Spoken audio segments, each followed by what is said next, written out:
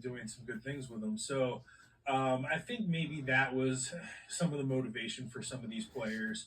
And then you look at Arnicello, going back to UCLA. It seemed like she left UCLA to, play a bigger role, maybe start. And she did that in North Carolina. I think really excelled in Courtney Bankhart's offensive system and scheme.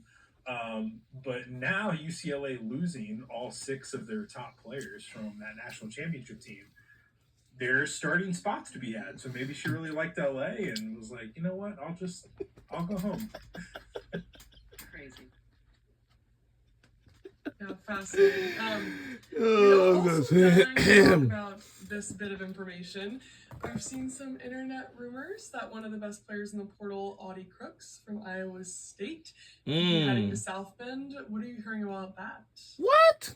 Yeah, I mean, based on the people I've talked to and everything that I've heard and read, I would say that Notre Dame is one of the three front runners for Audie Crooks. Wow. I think the other but I don't know if she's going to come to South Bend this week, but don't know. Maryland. I think all of those teams would be really good fits for her, right? Like Maryland, you go play for Brenda Freeze, who's developed WNBA talent. You go to Oklahoma, you play with Leah Chavez, but you go to Notre Dame, and that is really, if that happens, that is really, I think, a win now mode for the Irish, because you're talking about two All-American elite seniors teaming up together, Hannah Hidalgo and Audie Crooks. You got a guard, you got a post. Now you just got to put some pieces around them. I think if Audie Crooks goes there, they're going to be like the favorites to win the ACC. I think they would be a trendy pick to make the Final Four. I mean, we saw what Notre Dame just did this last year, with Hannah Hidalgo and some of the pieces around her. I mean, she basically willing them to an Elite Eight, where they did put up a good fight against UConn for most of that game. So that would be a big time move. I think far and away, Audie Crooks is still the number one player in the portal. Maybe followed closely behindly by Kamora Johnson from Virginia. That would be so interesting if she were to end up in Notre Dame. Could keep playing a good bit of that zone with Hannah Hidalgo at the top of it from a defensive perspective. I'm keeping an eye on that one, Mitchell, and that's good intel on some of the schools she's interested in.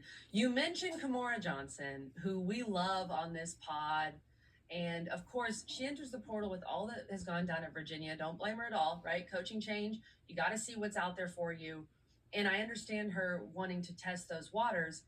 She reportedly made a visit to South Carolina. What else are you hearing about Kamora Johnson? And is Virginia still in the mix? Because she is that hometown kid. She was a ball girl at Virginia games. I mean, we know how much Virginia means to her. Yeah.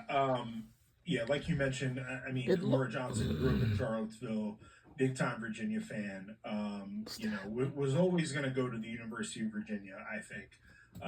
And they have a coaching change. She did visit South Carolina. And from what I hear, it's basically she's either going to come back to Virginia or she's going to go to South Carolina. She's supposed to meet this week, or maybe has already met with new head coach Aaron Roussel, who comes over from Richmond.